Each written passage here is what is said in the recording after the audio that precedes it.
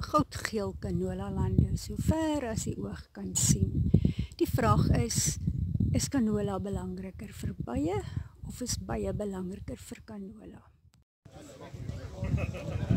Ek praat met Charles Salmon van die Departement van Landbou in die Weskaap. Vertel vir my meer oor wat vandag hier gebeur het.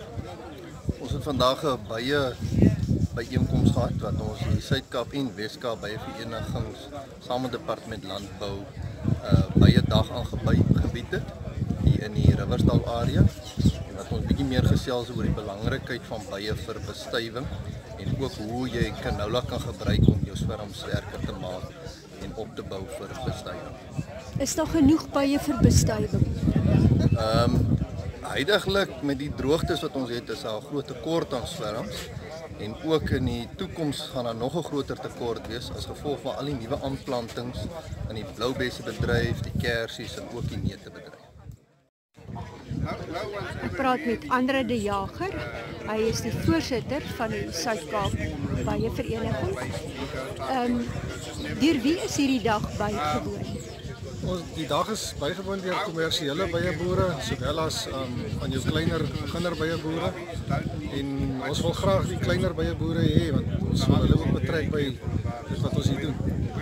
Hoeveel mense was vandag hier? So plus minus 100 mense wat die dag bywoon. Ja, en die saal was gepak gewees en dit was 'n baie goeie gehoor en soms kan byeboere redelike angel hê, maar vandag was dit baie gemoedelike en 'n aangename dag. Sê gou vir my iets daaroor.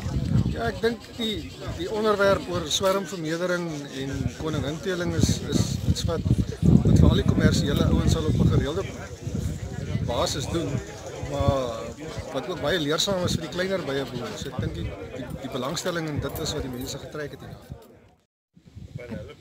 Ek praat met Mike Olsop van die Landbou Navorsingsraad. Mike, vertel vir my, wat is die oplossing vir te min bestuivers?